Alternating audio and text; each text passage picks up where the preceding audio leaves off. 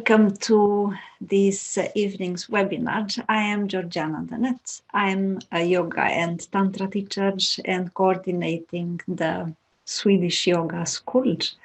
I have been teaching yoga and tantra for almost 30 years by now. And for many years ago, I have founded the Shakti groups and the Tantra for Women courses. So for tonight, I thought of offering you a free webinar with the topic happiness for each and every one of us. And it will be also containing some practical exercises. So if you have the possibility to fetch a piece of paper and a pen for these techniques, for these exercises that we will do together, it will be great. So please, if you have the chance, piece of paper and pen will be great to have. Good. So now we can start with the presentation. As I said, the title of this presentation is Happiness for Each and Every One of Us. And from a certain point of view, I hope that you consider it as good news. This is the first part of it. Our spiritual guides was enchanted by the idea of this presentation. She said that it is an excellent choice and encouraged me to present to you not only once, but more than one part, 3 or 4 parts, all related to the same topic. Of course, there will be 3 different ones, not the same repeated 3 or 4 times. So this is the first part of this presentation about happiness and what we can do in order to be happy almost all the time. When you give a gift to someone dear to you, you usually do it so with good intentions, isn't it? Stereos usually have use instructions. So in our case, our life is an unexpected gift, is an unexpected present for each and every one of us. The way you act a lot in our life depends on it. So, want to know how to make your life a lot better, or in other words, really amazingly good. Good. For this, there must no longer be in us anxiety, sorrow, fear, selfishness, jealousy, inhibitions, irritation, resentment, sadness, suffering, unhappiness, ignorance, because all of this will put us in resonance with the corresponding energy from the universe, which will always sustain these painful states. We know this more or less, but now let's see how we can put that into practice. And maybe you don't think such a thing is possible, do you? To no longer have all these destructive, these harmonious states. Well, you need to know that for us, everything is possible, but not everything is allowed. We still need to respect some cosmic laws, some universal laws, some divine principles. So when we understand them and when we start applying them in our life, we will be able actually to have everything that we wish for. And I'm mostly speaking about from the spiritual point of view, from the human point of view, not necessarily from the material point of view, so that we can really be happy almost all the time. Our mistrust exists only because there were never revealed to us the directions to use as guiding steps so that we can succeed in living always happy. If you think a little bit, if you remember, for example, in schools, in family, what we learned so far. For example, in my case, neither in the school and not so much in the family, I didn't get any precise steps or any clear directions how to be happy. In the school system, the only thing that we learned is how to become a professional. We don't learn how to become a human being. We learn how to become a professional being. So happiness is not even in the curriculum in the normal school. So the mistrust in the fact that we cannot really can we be happy all the time, it's because we maybe so far didn't get the right directions to do that. So when we act with perseverance already now, because often people stumble upon truth, but they get up and move on unchanged, untransformed. So perseverance is a key element in our way, in our success to live happy almost all the time. The first step that will help us tremendously to achieve an exquisite state of happiness is to understand that the way we try now to make life better will almost always make us oscillate between a short-term happiness and unhappiness. And again, if you just lean back and think just for a second or two back, if you think back, you will probably realize that this is true. Most of the time, the way we do our best to make the life better makes us oscillate between happiness and unhappiness, short-time happiness and unhappiness. If we are not almost always happy, it means that we go through life without enjoying almost at all our gigantic latent potential, which each of us is gifted with since birth. And also we need to just ponder a little bit upon this fact that actually nobody is teaching us what happiness is, but we know it since we are babies. So happiness is an innate ability, an innate capacity, but also an innate aspiration. So we have actually the ability to be endlessly happy, all the time happy. We just need to understand some mechanisms that I will start explaining in this first part of the webinar, so that we can apply them in our daily life. And therefore, we can feel happy almost no matter what. Do you know at least one person who is always happy and whom you can have her or him as your role model? Think a little bit. You can give yourself the answers. Do you know at least one person who's always happy? If so, if yes, you can be sure that that person is using her or his consciousness, or in other words, his supramental structure. That is also one essential key, and you can keep it in mind because this is an operational, a practical key to operate with, to use it. So people who constantly use their superior consciousness or the supramental levels, they never experience painful conditions such as disappointment, selfishness, dissatisfaction, or suffering.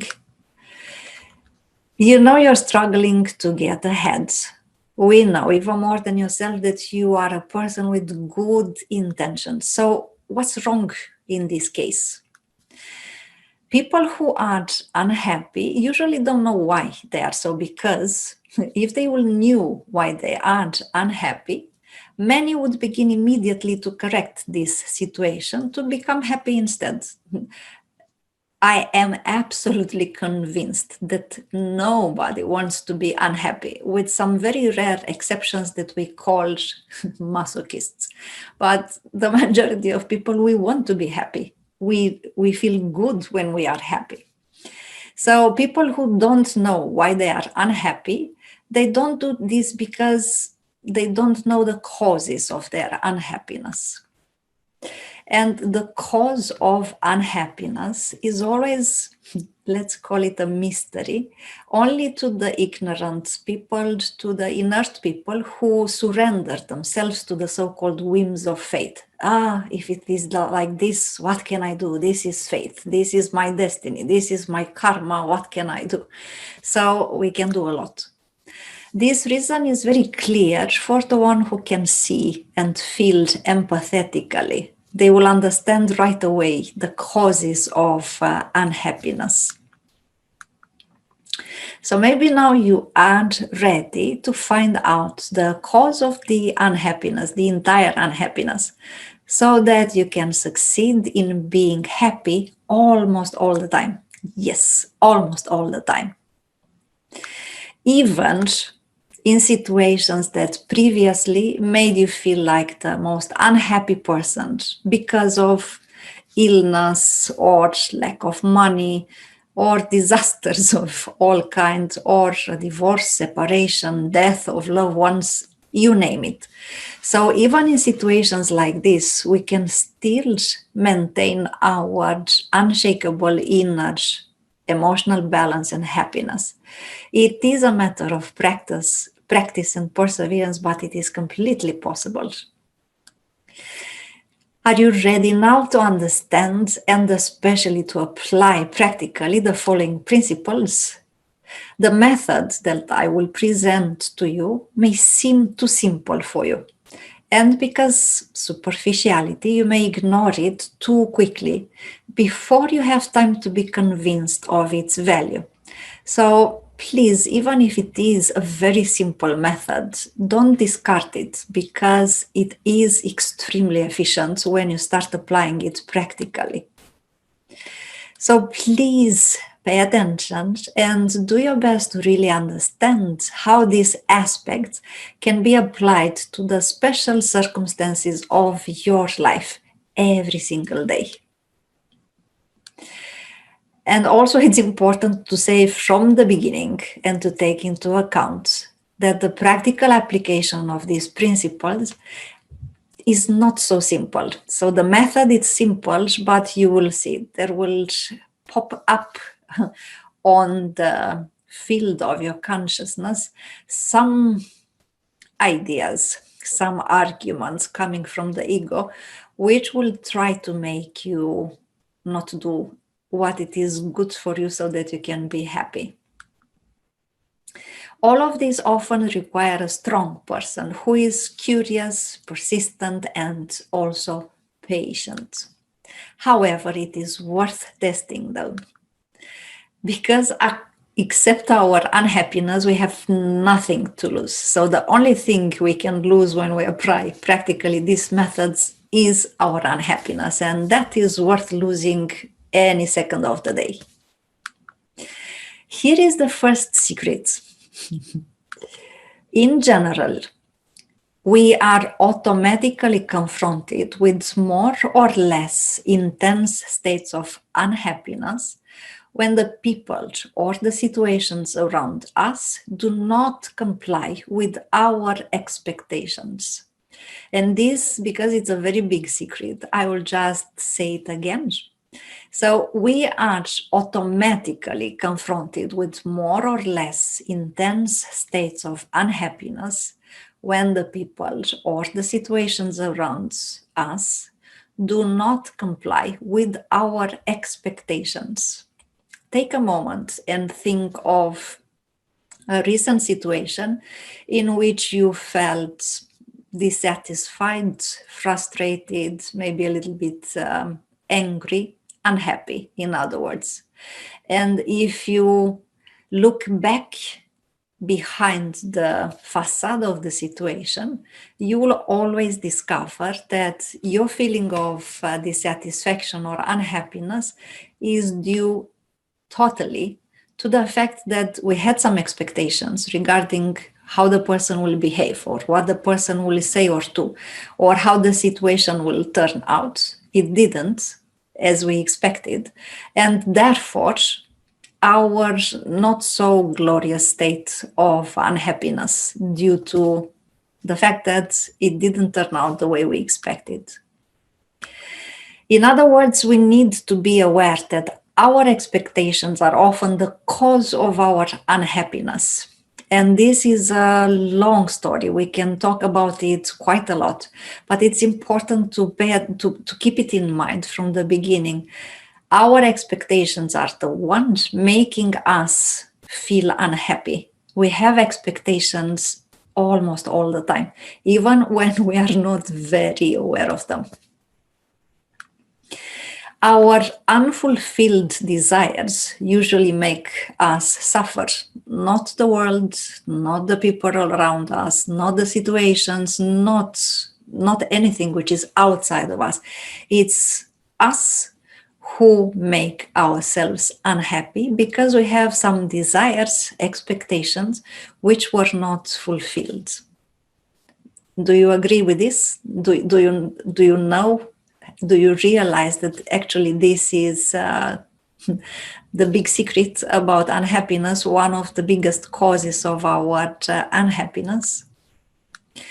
So let us call these phantasmagorical desires and expectations for chaining, because they change us subtly. They do exactly this. So a chaining is something wrong, hallucinatory, which conditions both our body and our mind. And if it's not satisfied, it automatically draws on a negative emotion. It can be sadness or fear or jealousy or anxiety or resentment and angry, no matter what, unhappiness, no matter which negative emotion, it will bring it up when the chaining is there.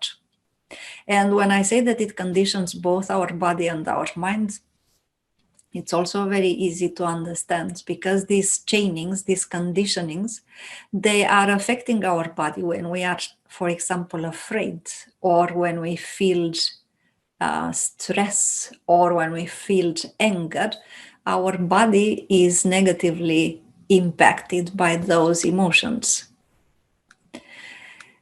So all our unfulfilled desires are chainings, and all chainings are the hold and the only cause of our unhappiness.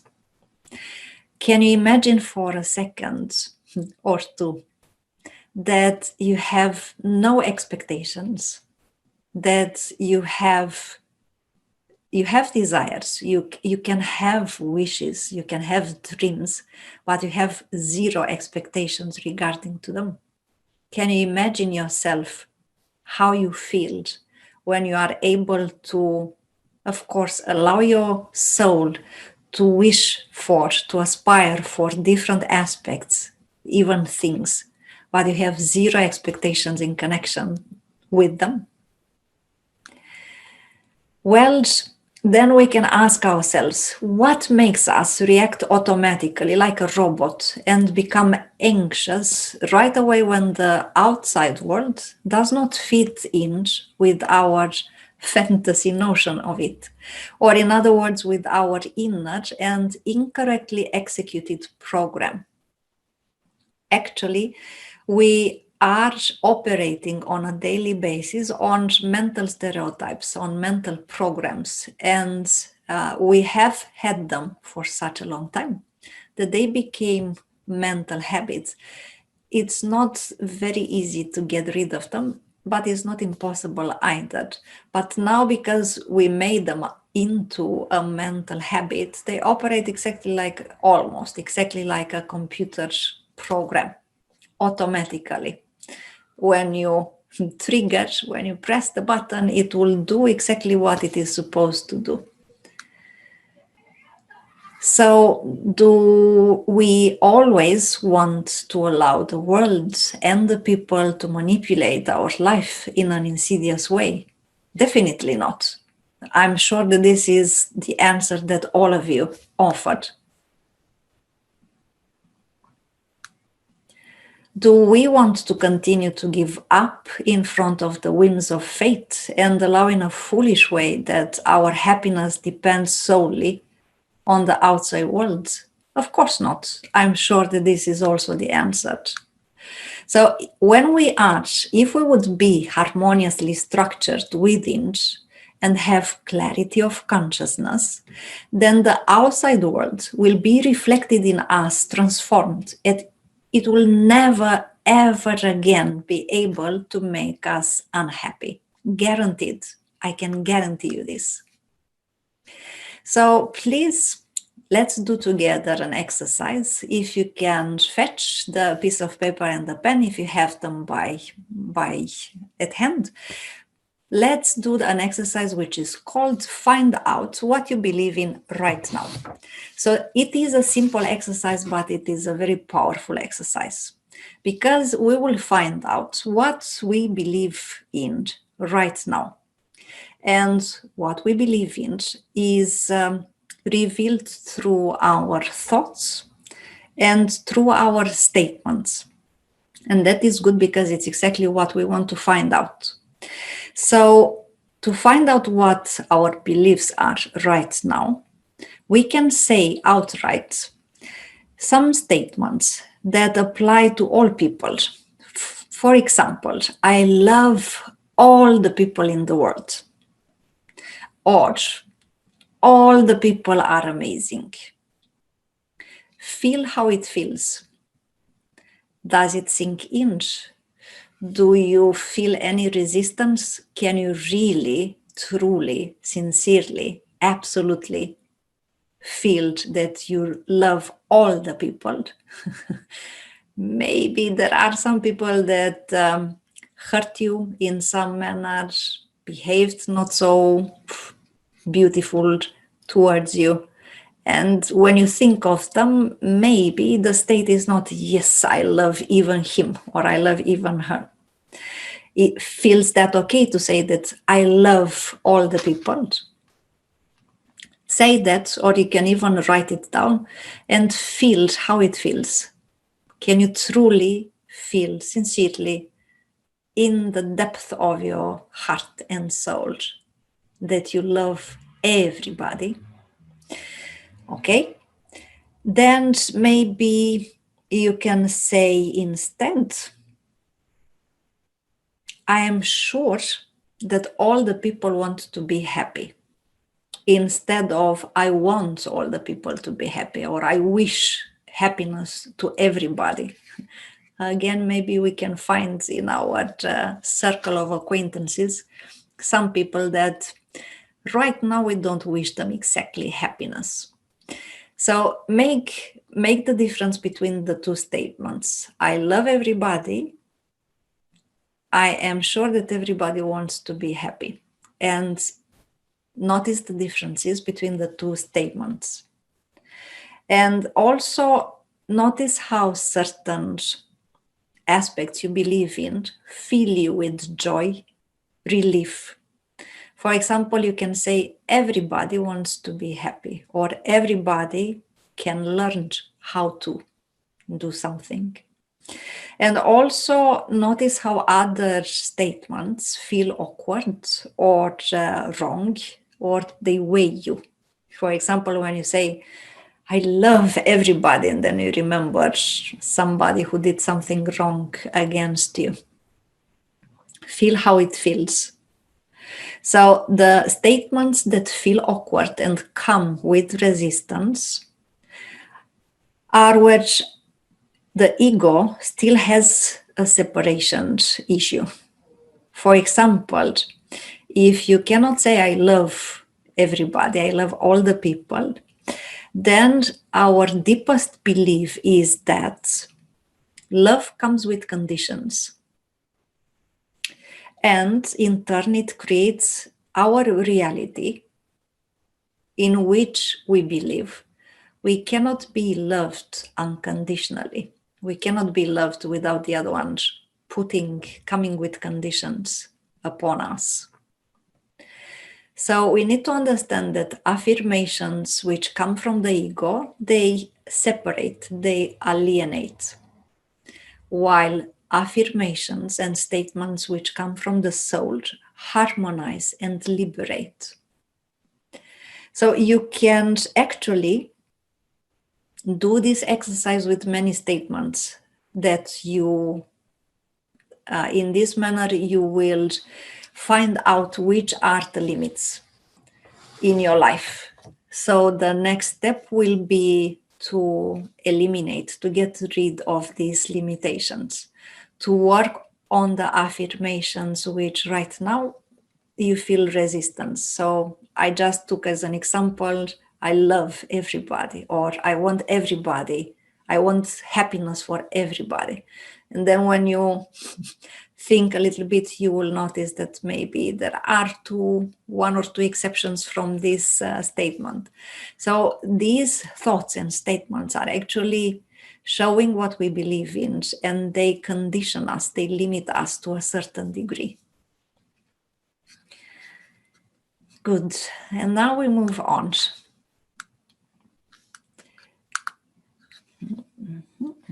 Sorry. So only you can, because of ignorance and also sometimes because of uncontrolled imagination, create our own unhappiness. The meaning of this information is not to make any of us feel bad and think, oh, I am the one who is creating my unhappiness. It must be that I'm a bad person. No, the purpose of this information is to free us so that we can be happy almost all the time. But we need to understand what is keeping us away from it, what is hindering us, what is blocking us from this capacity to be happy. So when we go through informations like this, please understand that the meaning of them is to help us understand how they work, which are the mechanisms, so that we can really be happy almost all the time. An example. We should never be upset if somebody is criticizing us strongly. We need also to understand in certain situations, now it depends on who is criticizing us or who is offering us, we can also call it a feedback. If that person is not more evolved than us, if it's not a spiritually liberated master, then we shouldn't be upset no matter who is criticizing us. What I mean to say, when somebody is criticizing us, if that is not a spiritually liberated master who is doing that criticism moment to shake us and to diminish our ego, but this is done by somebody else, then we can also think like this. That person maybe is criticizing us strongly because that person in that moment doesn't feel so good. It's a little bit out of balance. So instead of being upset, taking it personally and making a little bit of a drama out of it, we can think instead, wait a minute, with empathy, maybe this person suffers right now. This is why they say what they say and they behave how they behave. So instead of us getting upset, we can feel compassion, and even we can somehow alleviate the suffering in the other one. We need to know that there is no law in the whole universe that can force you to be afraid of anything or anyone, and that can generate in us fear, anger, or any state of non-adaptation. There is no law in the entire universe that can force us to be afraid. So if somebody is criticizing us strongly, we need to first assess who is doing that. It is a spiritually liberated master, then we pay attention to the criticism because we have something to improve. If it is a person on almost the same level with us, we need also to pay attention, but to more factors than that, and don't get upset. It doesn't solve the problem anyhow. And also, we shouldn't be upset, for example, if people around us don't always do what they promised. Again, zero expectation is the key to us not getting unhappy, not feeling unhappiness. So maybe you've spent your whole life on your own trying to change the outside world so that you can be happy, because happiness is an innate aspiration. We all want to be happy. So maybe we tried on our own to change the outside world so that we can feel happy. Analyzing this retrospectively, do you think you've succeeded? Are you very happy right now? Almost all the time. So, are you happy almost all the time? Because if not, then it means that our strategy in trying to change the outside world in order for us to feel happy doesn't give the results that we hope for. So we need to change the strategy. Have you succeeded in completely controlling the world to such an extent that it can no longer make you unhappy, so that even in the future no such thing will happen?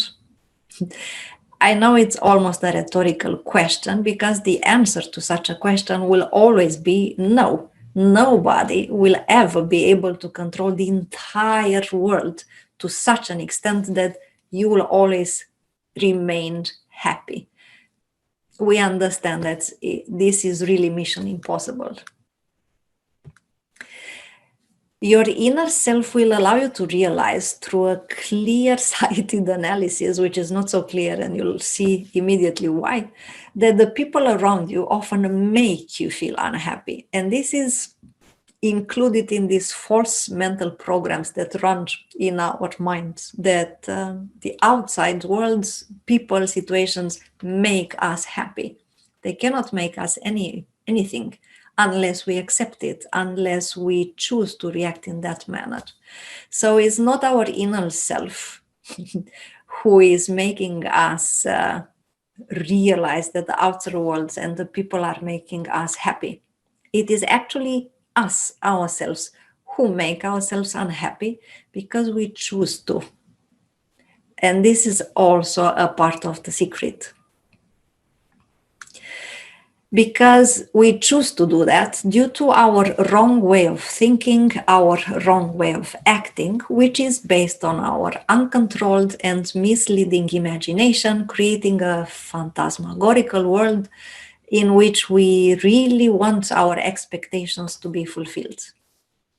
It's a little bit difficult, one person to change a whole planet with the entire population and all the circumstances.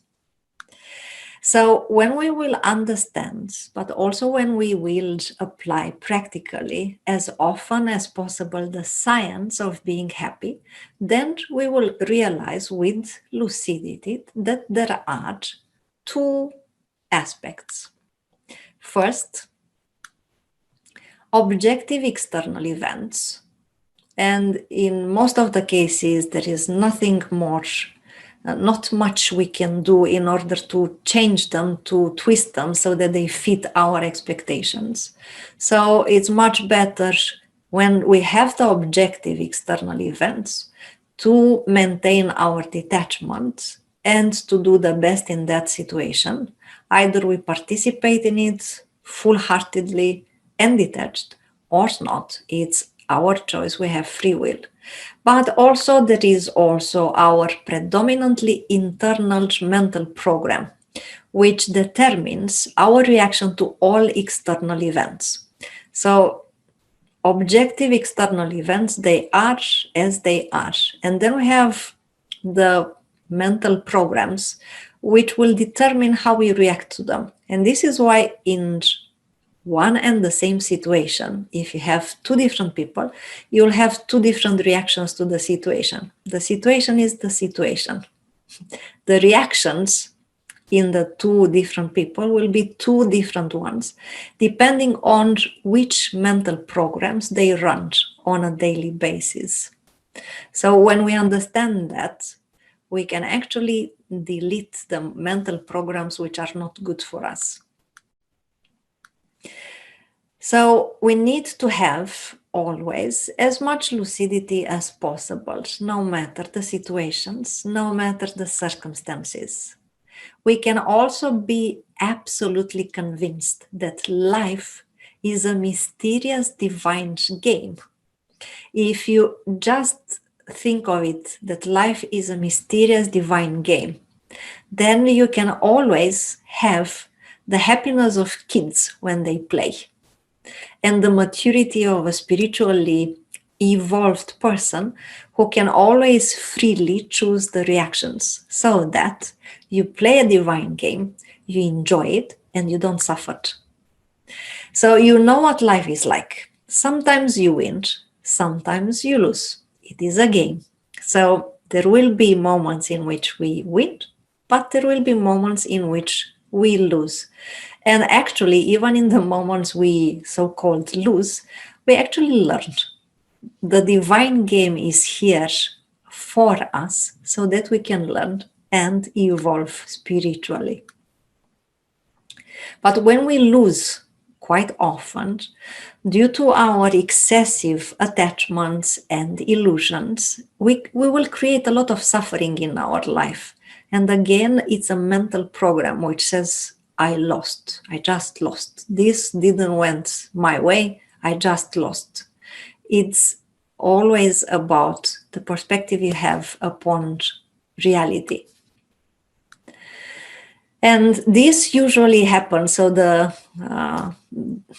destructive mental programs usually happens because we have not trained our biocomputer, our mind, so that it does not automatically create anger, fear, jealousy, unhappiness within us when the people, situations, or things around us do not fit with our fantasy program, which we have created. We have practiced it a long time, many years, and then we stored it in our mind. So now it's an autopilot program which automatically creates these unhappy reactions to reality. So now please relax a little bit so that we can do our next exercise. And this next exercise is called The Whole Life is My Home. You don't need a paper and a pen this time. Just think like this. You live somewhere and you created a home for yourself. So please close your eyes for a moment and visualize your home and feel that the place where you live, you made it your home. It is cozy. You chose the objects in that house or apartment or room so that you feel good in it. You have made it comfortable for you, pleasant. It's soothing your soul when you come back home from whatever you did in the outside world. You feel well, you feel regenerated, you feel protected, you feel safe. And this is one little place which you call home. Now expand it and think and also feel that your whole life is your home. Think that your workplace is your home. The city in which you live is your home. The country where you are is your home. The planet on which you are is your home. And this is a very good exercise to practice, a very good meditation to practice whenever you want to get in the right mood and really feel this state and wonderful feeling of safety, pleasure, comfort, homey comfort, wonderful sensation, no matter where you are. So you can make your whole life your home. Do you know why? It is possible because this is actually true. Our entire life is our home. So we can make our entire life as beautiful, comfortable, enjoyable, happy as we do with one house, one apartment, or one room that we call it our home. How do you feel now? Can you really feel this state that your whole life is your home and that you can decorate it and make it very pleasant, enjoyable, comfortable, safe, embracing as you really need? I hope so. So maybe no one has ever explained to you how you can best use your amazing biocomputer or your mind to perform any operation quickly and efficiently. You actually know that every computer requires a certain skills to be able to use all its wonderful features and specific operations. The society in which we were raised may have convinced us to believe that we can truly win and be happy only if we have more money, greater prestige, more theoretical knowledge, more hobbies, more friends, more items that we can buy from stores. You have already collected many material things and goods, right? I'm sure of it. All of us have. But can you say that now you are really happy all the time? I mean, all the time with all these material possessions that we have? Probably not. Are you in love with greeting every new day of your life? Is this the state when you wake up in the morning that you are in love with the new day and just greet every new day in your life? Every single day can be an enchanting celebration for you. Every new day can be a fascinating adventure for you. Let's learn again how we can enjoy each new day as children do, always and in all forms available to us. So because children have zero expectations and they can really live here and now in the present moment, they enjoy every single moment, always and in all forms available to them. So are you constantly agitated and want to succeed in life at all costs by trying phantasmagorically to manipulate people and situations so that they fit with your inner programs? These programs, these mental habits, assure a false state of security or enjoyment or power or prestige or pride and skill in controlling and manipulating the external situations to our advantage. But how have you gone about to do all this? The way people want to solve this problem creates a new problem due to the disharmonies that exist in them. If somebody is alone, then the hurried mind may suggest to such a person that he needs more money so that he can dress well, so that he can attract a girlfriend and friends into his life.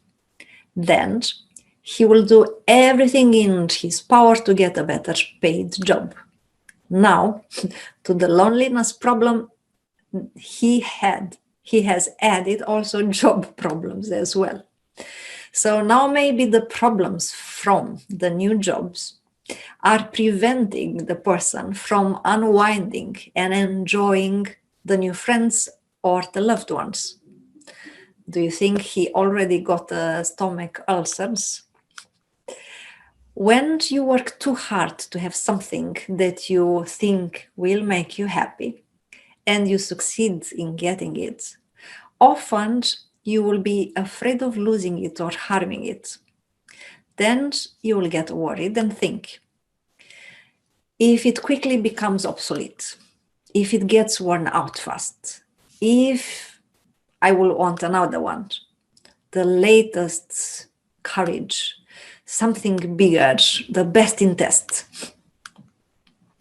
Do you want to know how you can best harmonize the outside world with your inner universe? By succeeding at this much better than before, you will be convinced that you are taking important steps on the path to well-deserved happiness. It's very simple if, with the help of your intelligence, you practically apply this wise advice. Instead of constantly struggling to change the people and the situations from your life, better focus on transforming appropriately only your passions, desires, aspirations, and expectations, your so called everyday necessities, because we all have our everyday necessities which are good for us, which are beneficial for us. And when we notice that some of them are not so good for us and not making us happy, we can transform them in an appropriate manner so that we can be happy almost all the time. Because there is a famous quote which says, "The one who is poor in desires is always reaching contentment." So the less desires we have, the more content we will be. I know it can sound paradoxical for the rational mind, but in practice, it's actually exactly like this. This is the only wise way to quickly and deeply harmonize the outer worlds with our inner universe. By doing so, we will always experience a lasting state of happiness with unshakable and unspeakable nuances. It is impossible that we always have enough money or enough power to completely change the whole external world so that it fits perfectly with our desires and passions.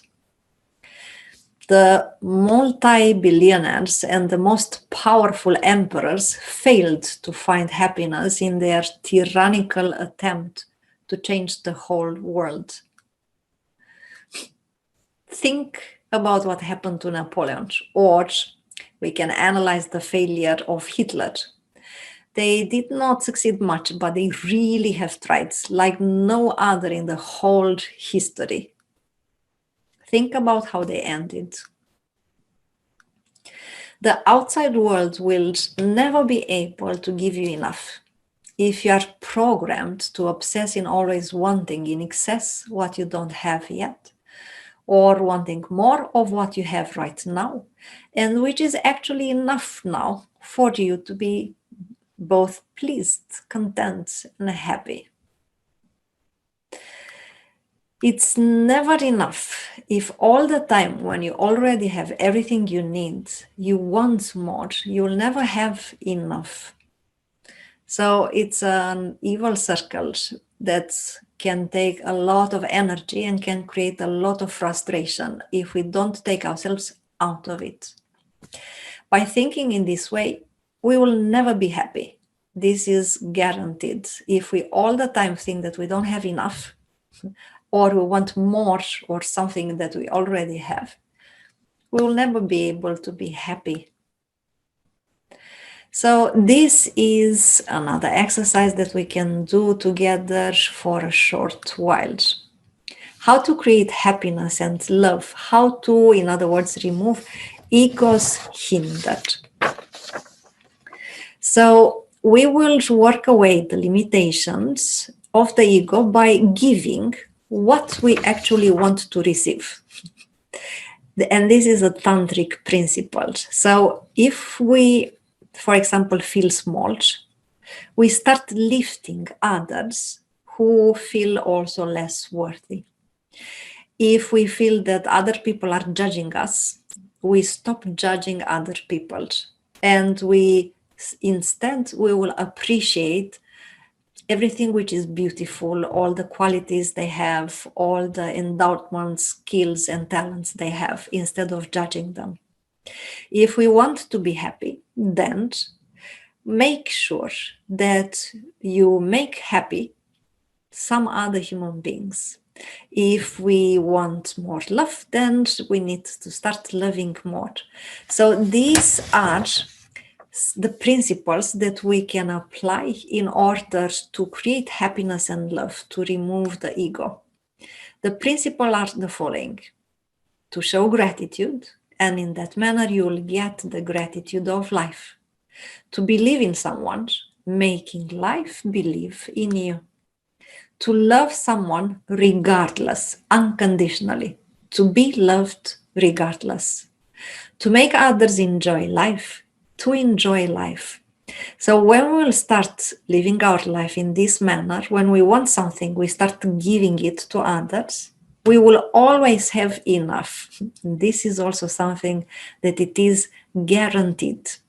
No matter the material possessions, we will always have enough inside, within, in our heart and in our soul, and also at the level of our consciousness.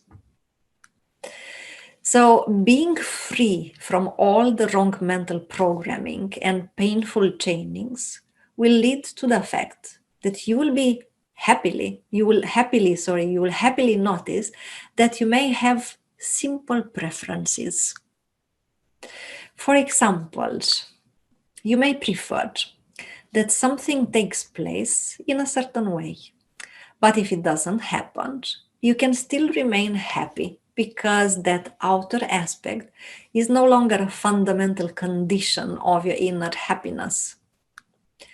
But if what you prefer happens, it is very good. And if it doesn't, it's almost equally good. The harmonious game is now about to deeply understand and to arrange in your inner things and states, in both circumstances, so that you can never lose. If it takes place what you want, you are happy. If it doesn't take place what you wanted, you are happy. So by arranging your inner response to that, you can never lose in the divine, mysterious game of life. Quite rarely, the extremely intelligent people discover that this simple, wise solution is almost the only way to be happy no matter the situation. Detachment. And also the openness to learn from life and to see life as a divine game which constantly offers you opportunities to grow.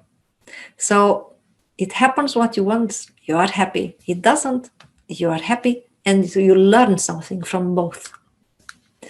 So let us consider all these aspects from a more general point of view. Isn't it easier to transform your inner mental program than to change people and situations so that they will always fit with your internal program? Or in other words, with your rigid, preconceived opinions that create desires, expectations, meaning chainings. But you might question, can't I strive at all to transform the outside world? Of course you can. And when indeed you should strive to transform the outer world. It's enough then if you use a way of communicating that is full of love, affection, and be careful so that you never attach yourself to anyone's or anything's transformation. So you are communicating with love, with compassion, with affection, and that means you do your part. What the other one is doing, how the other one is responding to your way of communicating is no longer your problem, is their part. They have to do their part. So don't attach yourself to the response you will get when you will do this compassionate, loving communication. If people will be sufficiently receptive to your firm, beneficial, tender, loving impact, then you will be able to easily transform people or situation in a harmonious way that will never create unhappiness or tension in your life, and neither in their life, of course. So always strive for your loving communication to take place with a certain intense vibration and empathy, which indicates that you love them, that you accept them unconditionally, whether they do or don't do what you would prefer them to do. as I said, this is their part. You did your part. You communicated in a loving way. They have to feel completely free.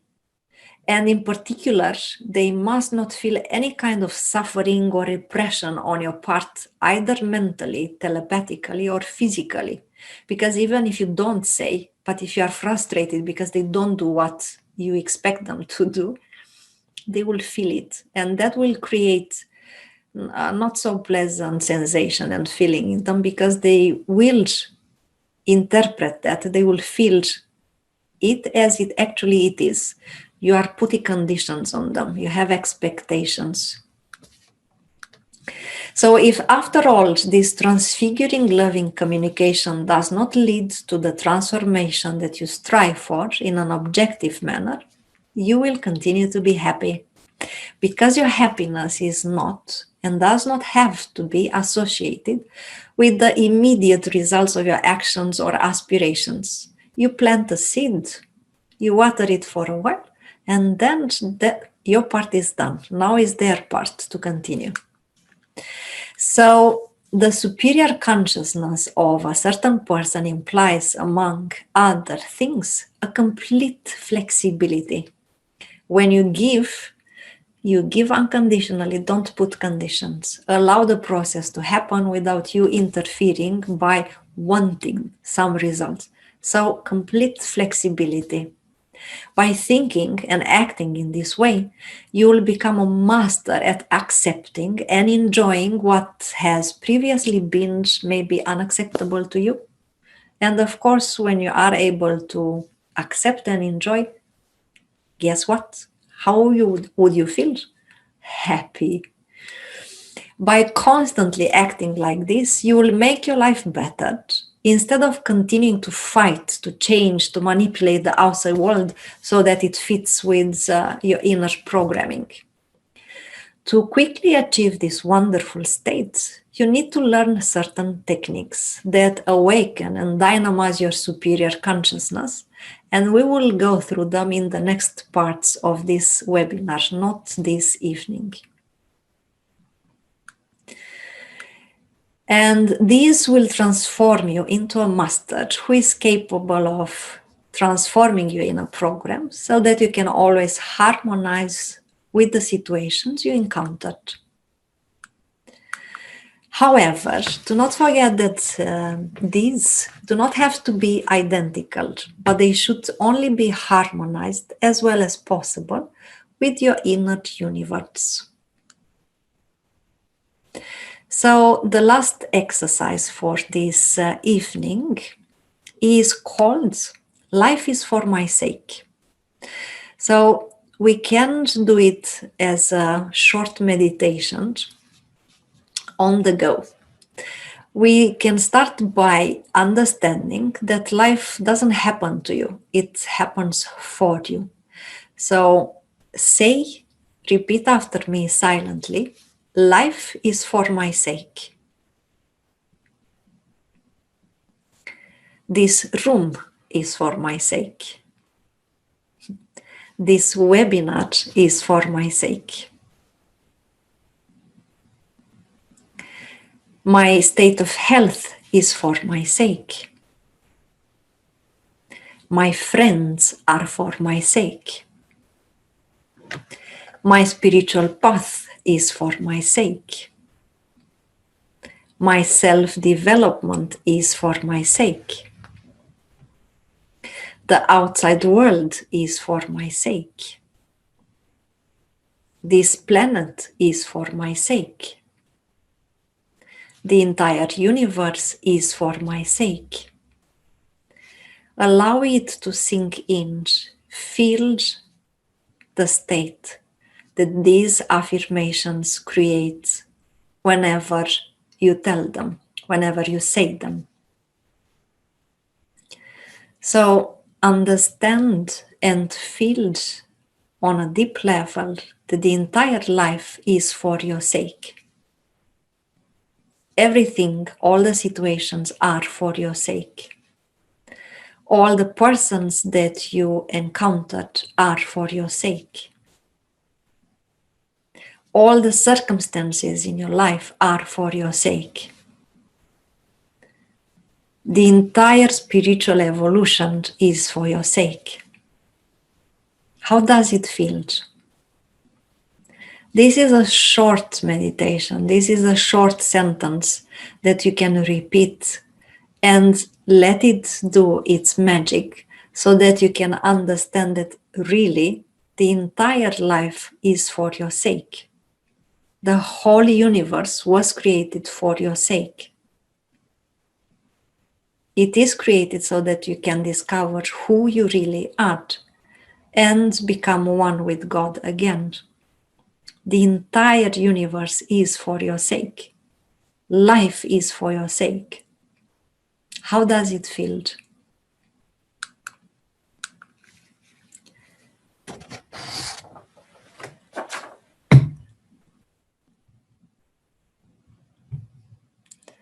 So I'm very happy if you have questions and you would like to ask them, so we can have a little bit of a discussion.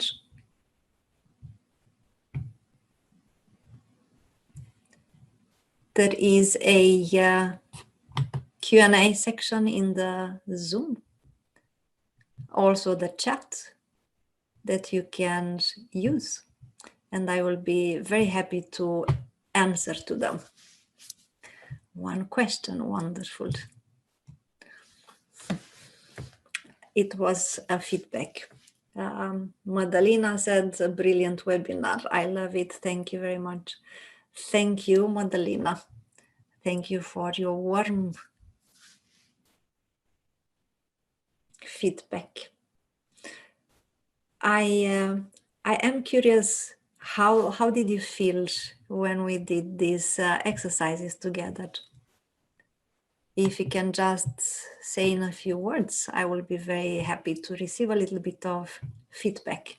Or if you have any questions regarding the aspects that we went through so far.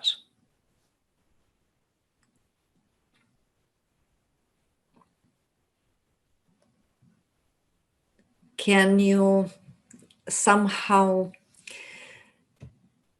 realize to a certain degree that our unhappiness is due to our mental programming, and to which extent it actually affects our day-to-day happiness, ability to be happy?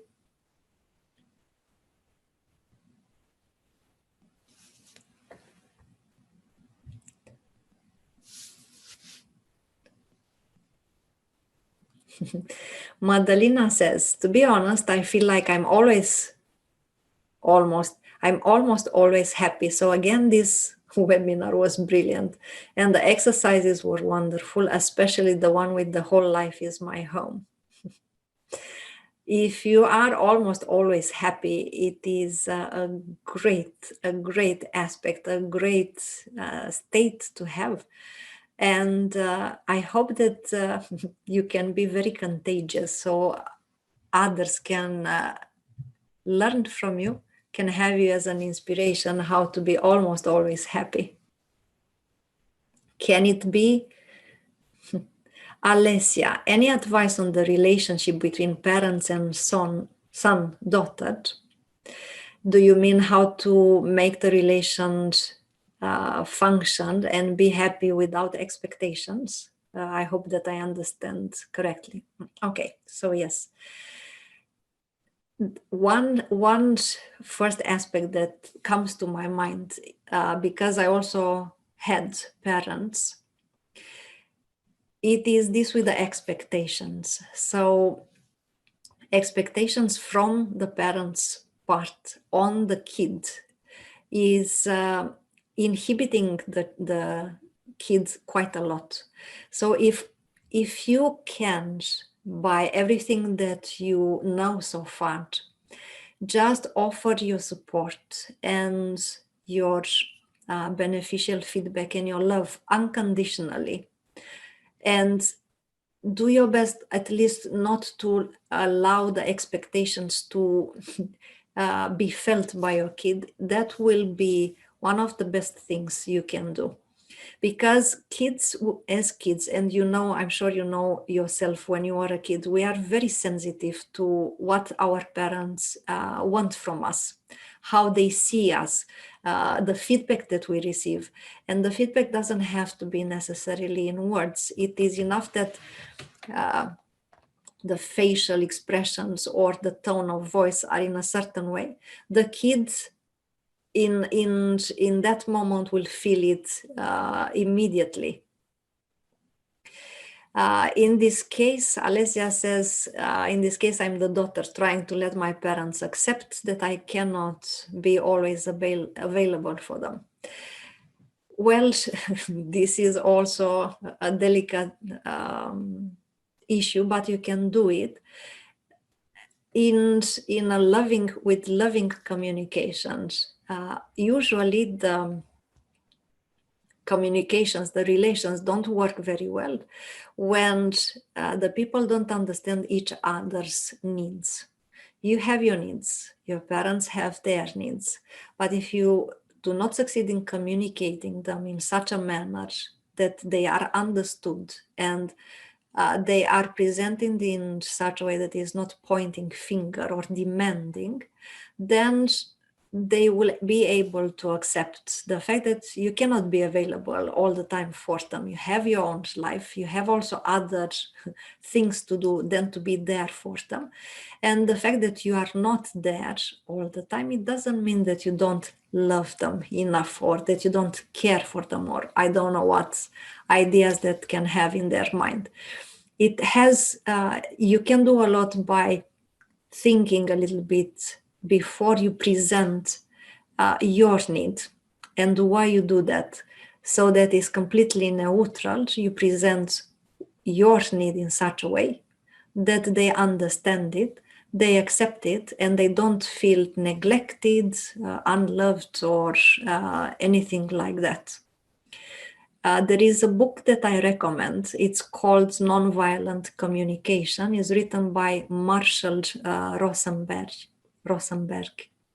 And he explains there exactly which words to use and how to present what you need in such a way that the other one will understand it and accept it without creating any tensions. It's a brilliant book. So if you want how to do that, because it will take me quite a lot of time to explain how you can do that, it's a brilliant book. And you also find some videos with him on YouTube where he explains a little bit in detail how you can express yourself and your needs to the other one in such a way that you will not create tensions in the relationship ever. It's a brilliant method.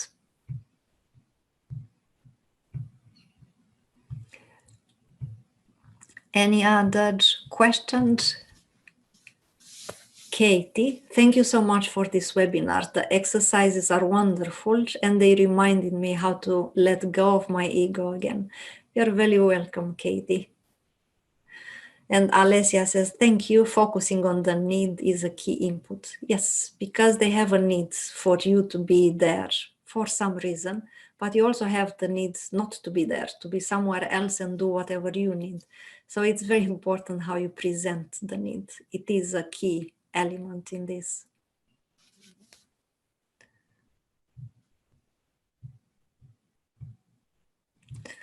Any other question or feedback or comments or a little bit of testimonials from the exercises, because they are very easy and you can practice them almost no matter where and no matter when.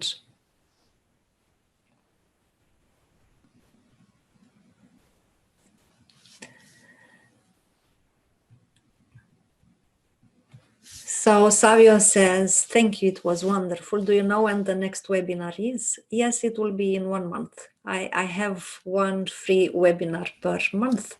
So in approximately 1 month, there will be the second part of it with more exercises and more practical aspects, which are relatively easy to apply, so that we can keep ourselves happy almost all the time, no matter the circumstances.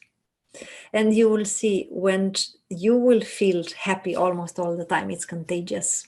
You will, by simply being happy, you will help people around you feel happy.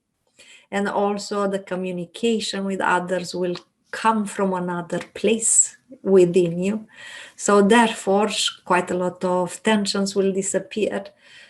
And actually, our natural state is unconditional happiness. So we just need a little bit of practice to get it back and maintain it for the rest of our life.